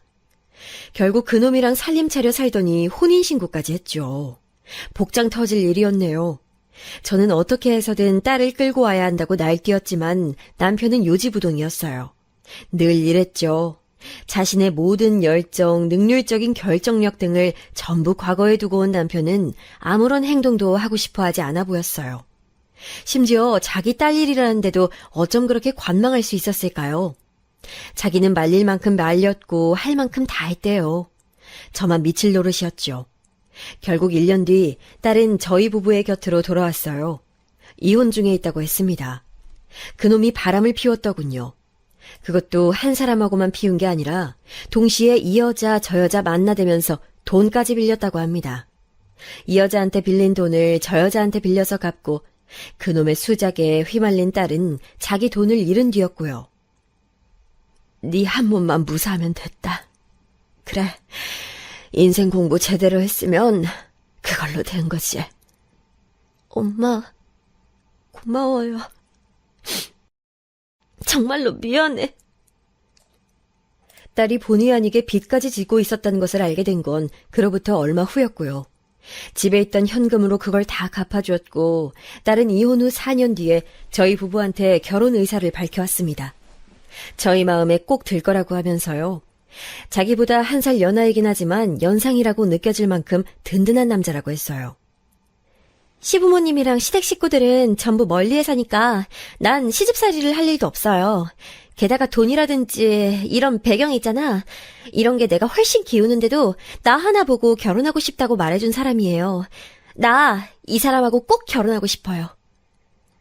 결혼 전인데도 벌써 입에 시댁을 올리는 걸 보니까 딸이 진짜 이 결혼을 꼭 하고 싶은 모양이라는 건 알 수 있었네요. 이혼 후에 너무 힘들어했었던 딸이 다시 밝은 미소를 찾은 것에 결혼을 허락해줬어요. 부끄럽지만 저희 부부에게는 돈이 별로 없었답니다. 원체 사회생활을 힘들어했던 남편은 나이가 들면서 다 관두었고 시부모님께서 남겨두고 떠나신 시골집으로 들어갔어요. 당연히 저도 함께였죠. 고즈넉하게 그냥 조용한 시골 풍경을 벗삼아 살았을 뿐 농사도 작게 하는 거라서 별로 돈벌이라는 게 없었어요. 시댁에 원래 있었던 재산 그 땅 말인데요. 남편은 계속해서 팔 생각이 없었네요. 제가 설득도 몇 번 해봤지만 요지부동이었어요. 남편이 보통의 정신세계를 가지고 있는 사람이 아니었기에 저도 그냥 자포자기를 해버렸고요. 딸이 시집갈 때 보태줄 돈이 없어서 그게 참 걱정이었는데 사회될 청년이 반듯하고 착한 사람이라 안심을 했었습니다. 저는 돈 보고 결혼 결심한 게 아니라서요. 제가 사랑하는 사람 하나만 보고 결혼하기로 마음먹었습니다. 이 결혼 허락해주신 것만으로도 저는 감사드려요. 사위가 분명 그렇게 얘기했던 것을 저는 똑똑하게 기억하네요. 저희 부부는 시골에서 살고 있고 딸내 부부는 서울 근교의 경기도에서 살림을 합쳐 살았으니 거리가 상당했어요. 그래서 마음과는 달리 딸을 보러 제가 자주 갈 수가 없었고요. 딸이 시간 내서 내려와 줄 때 그렇게 얼굴을 보며 지냈습니다. 딸을 시집 보낸 지 1년이 되었을 때였어요. 제 생일에 딸이 내려오질 않아서 내심 섭섭하기도 했고 왠지 교류가 점차 뜸해지는 것 같아서 하루는 작정을 하고 딸한테 전화를 해서 이런저런 얘기를 다 했습니다. 뻔히 자기 아빠가 재미없는 사람인 거 알면서도 저를 이렇게 혼자 내버려 두는 건 서운하다고 제가 장난스럽게 말을 했었거든요. 그런데 듣고 있던 딸이 갑자기 욱 화를 내는 거예요. 엄마는 내 사정 모르니까 그럴 수 있는 거야. 내가 얼마나 눈치 보이는 줄 알아? 갑자기 왜 소리를 지르고 그러니? 아니, 네가 말을 안 해주면 나야 네 사정을 알 수가 없지. 왜? 무슨 일이라도 있어? 무슨 눈치가 보인다는 건데? 아, 됐어. 그냥 말을 말자. 아, 나 진짜 하루하루 너무 피곤해서 지금 엄마랑 이런 소모적인 대화할 기력도 없어. 딸은 저한테 오만 짜증을 내면서 전화를 끊었고 저한테 먼저 연락을 하지도 않더라고요. 왠지 이상한 예감이 들었어요. 왜냐하면 딸이 제 기질을 너무나도 물려받았다는 걸 저 스스로 알고 있었기 때문이죠. 또 좋지 않은 흐름에 휘말린 건 아닐까 하는 짐작을 했습니다. 딸이 자기 시댁이란 근거리에 살고 있다는 점도 작용을 했고요. 호된 시집살이라도 당하고 있는 것은 아닌가 싶어서 마음이 안 좋았어요. 노파심이 들 때마다 사위한테 연락을 했죠. 사위가 장사하느라 바쁜 사람이라서 저랑 전화를 오래 할 틈도 없는 것인지 통화를 자꾸 짧게 하려고는 했지만 저한테 얼마나 말투를 착하게 했는지 몰라요. 정중하면서 예의 바른 사람이었죠. 딸 걱정하지 마시라고 자기가 더욱 잘 챙기겠다면서 저를 몇 번이고 안심시켜주기도 했습니다. 하지만 추석 때 딸이랑 사위가 내려오지 않아서 기분이 또 가라앉았어요. 전화를 미리 줬고 용돈도 보내줬지만 저희 부부가 진정으로 원했던 건 딸 얼굴을 보는 것이었으니까요. 속상했던 제가 일부러 동네 사람들이랑 다 모여서 김장김치를 많이 했고 딸한테 가져다 줄 계획을 세웠습니다. 버스 타고 기차 타고 택시 타고 그렇게 딸한테 김치를 가져다 주러 갔습니다. 제가 그 전날에 깜짝 방문 소식을 알렸더니 딸이 놀라면서도 좋아하더라고요. 그 반응에 흐뭇해서 고단한 줄도 모르고 그렇게 상경길에 올랐었네요. 딸내 부부가 사는 빌라에 도착해서 받아놨던 비밀번호를 누르고 집에 들어갔고요. 딸은 아직 퇴근 전이었고 사위는 갑자기 가게에 바쁜 건수가 생겨서 아직 안 온 상태였습니다. 아휴, 이 집이 동양이라 그런가. 아유, 어째 바깥만큼 집안도 추운 것 같네. 아휴, 우선 보일러부터 돌려야겠다. 저는 별 생각 없이 화장실 문 옆에 있는 보일러 버튼을 눌렀습니다. 아무런 계산도 없었어요. 그냥 추우니까. 그리고 이따가 딸이랑 사위가 올 거니까 미리 집을 따뜻하게 해놓겠다는 생각뿐이었어요. 한 30분이나 흘렀을까요? 착하고 예의 바른 제 사위가 집에 도착했습니다. 저는 반갑게 맞아주었는데 사위의 표정이 좋지 않았어요. 저를 보고도 그냥 대면대면하게 굴더군요. 순간적으로 가게에서 안 좋은 일이 있었구나라는 걸 알 수 있었습니다. 기분이 이미 상해 있는 게 보였거든요. 거기까진 문제가 없었는데 갑자기 사위가 고개를 갸웃하더니 보일러가 켜진 걸 확인했어요. 그러더니만 한숨을 푹 내쉬었죠. 이거 보일러가 지금 왜 돌아가고 있죠?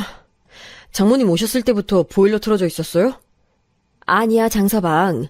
내가 와서 보일러 켠 거야. 너무 춥길래. 진짜 열받네.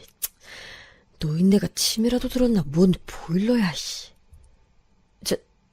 장서방, 그거 혹시 지금 나한테 하는 말이야? 아니지? 제가 떨리는 음성으로 물었을 때 사위는 툴툴거리며 고개를 돌렸습니다. 갑자기 모멸감이 확 올라오면서 제 얼굴이 뜨거워지더군요. 집에 가만히 있자니 점점 너무 추워져서 보일러를 틀어버렸어. 내가 집주인도 아니건만 함부로 보일러를 튼 것은 미안하다고 생각은 하는데. 미안하시면 애초에 미안하실 일을 안 하셨으면 됐을 텐데요. 뭐? 장서방 왜 이러는 거야? 내가 알던 장서방이 아닌 것 같아. 자꾸 짜증나게 하지 마십시오.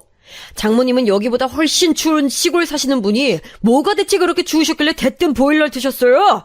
땡전 한 푼 안 보태주시면서 염치가 없으면 눈치라도 있어야지. 여태까지 내가 사람을 잘못 본 모양이네. 내가 사람을 잘못 알고 있었어. 아니면 우리 딸하고 크게 싸우기라도 한 거야? 대체 왜 이러는 건지 설명을 해봐.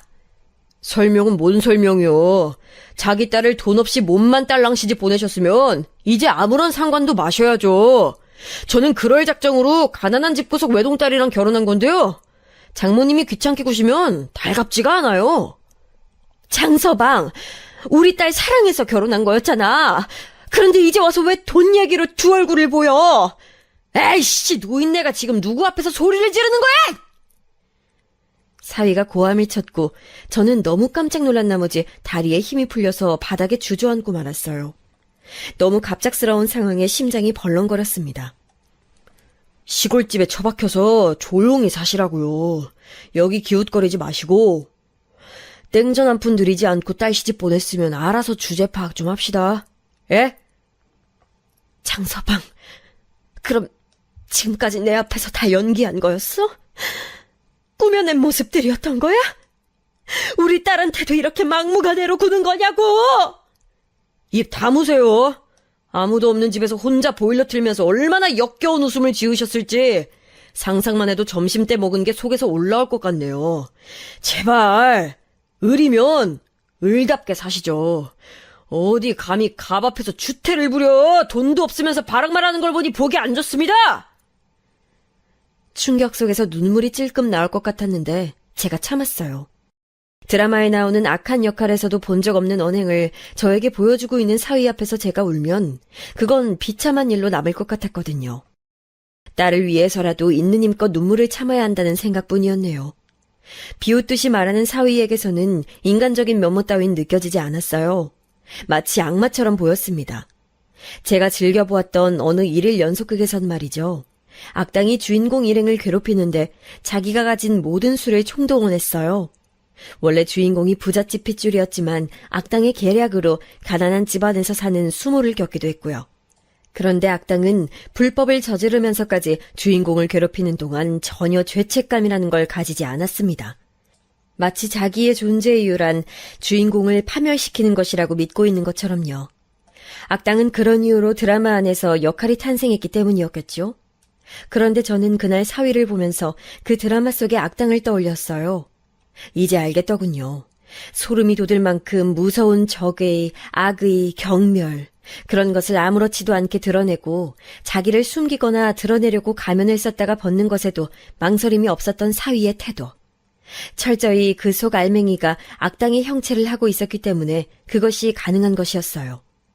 그러니까 사위는 애초에 그런 사람이었던 거죠. 뉴스에서 강력 범죄자들이 사이코패스니 무슨 패스니 하면서 성격적, 정신적으로 특이점을 가지고 있다고 했는데 사위도 그랬나 봐요. 이런 사람이 바로 멀쩡하게 살다가 어느 날 갑자기 눈알이 돌아서 다른 사람을 해할 수도 있는 인물이었어요. 속으로 무서웠어요. 그리고 또한 저를 향해 거지 집안, 그런 주제에 염치를 모르는 무례한이라고 표현하는 것에 이루 말할 수 없는 서러움이 밀려왔습니다. 사위가 저한테 꺼지라고 말을 했을 때 저는 후들거리는 다리에 간신히 힘을 줘서 일어났습니다. 너 같은 놈한테 우리 딸을 더 맡길 수 없어. 이혼시킬 거니까 그렇게 알아. 폼은 잘 잡으시네.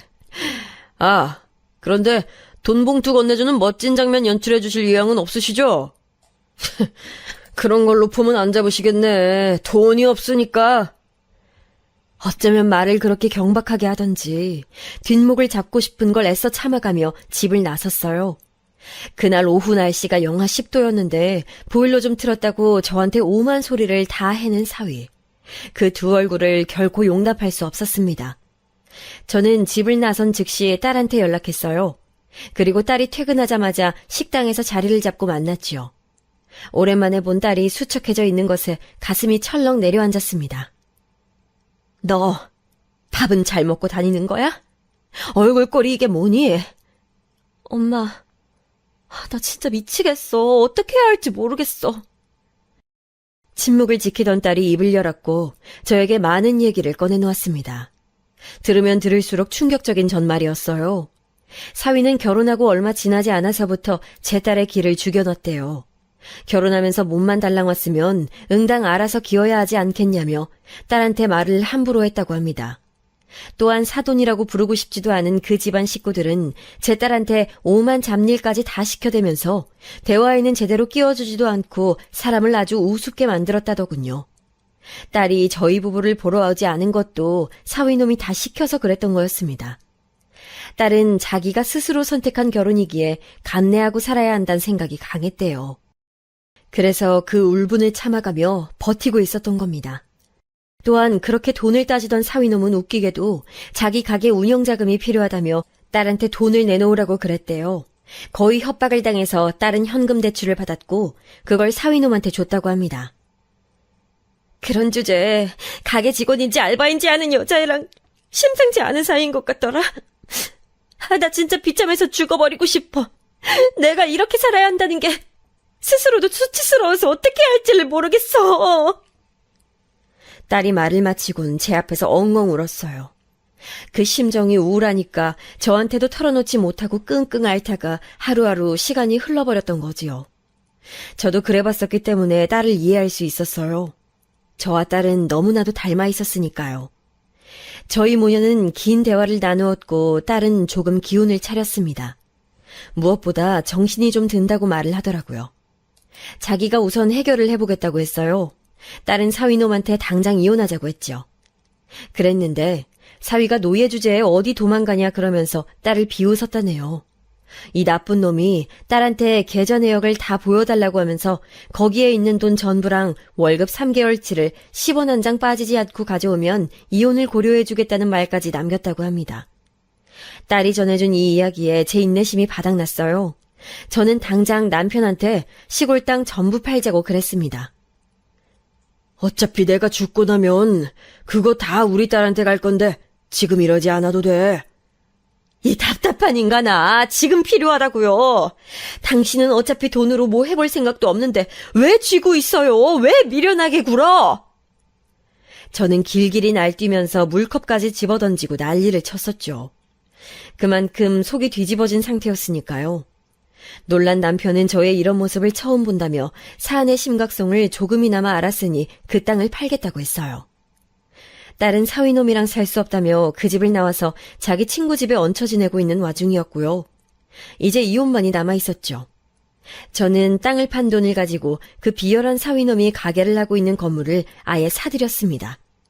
3층짜리 개벽다기 건물, 그까짓 거 사는데 전혀 망설임 따윈 없었죠.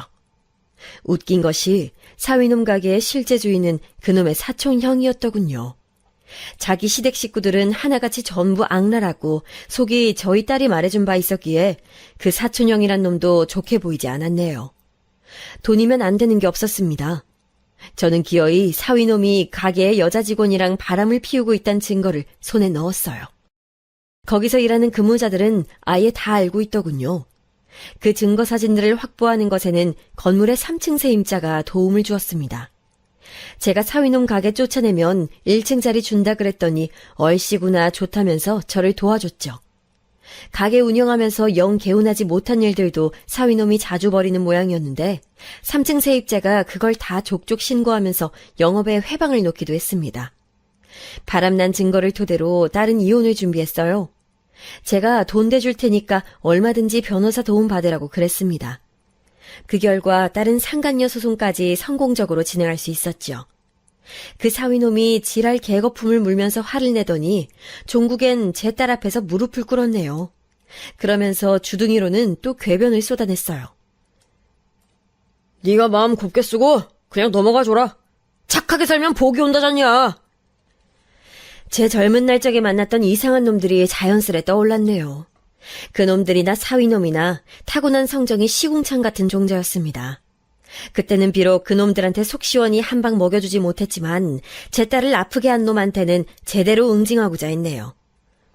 계약을 더 안 하시겠다니 그게 무슨 말씀이세요?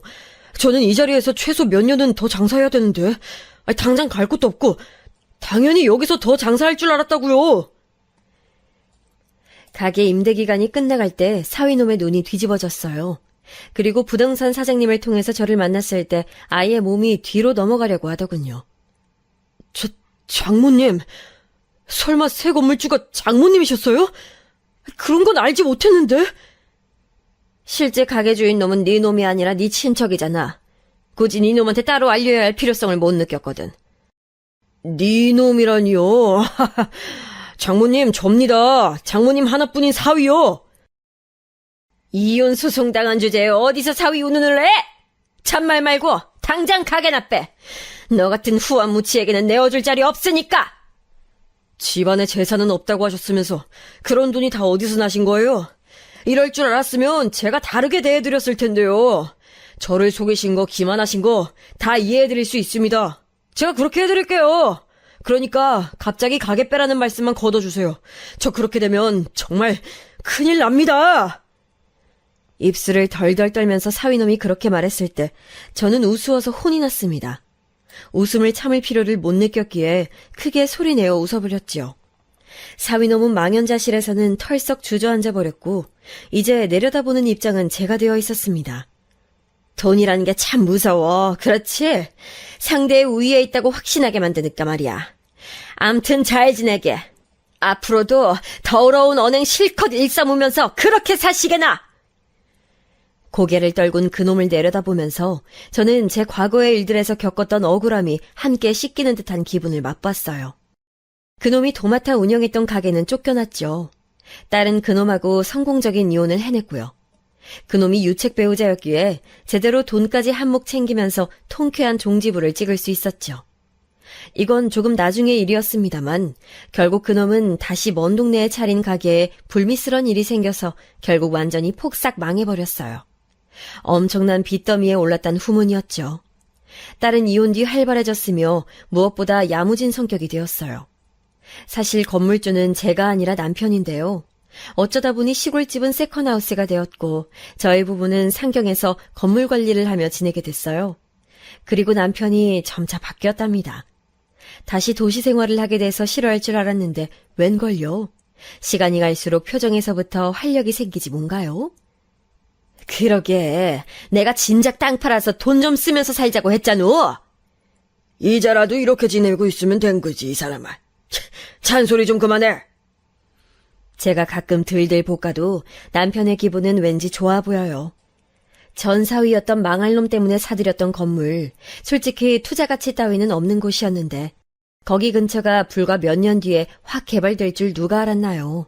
완전히 수지 맞았어요. 아, 물론 예전보다 훨씬 당당해진 딸의 모습이 저희 부부가 얻은 최고의 수확이었답니다.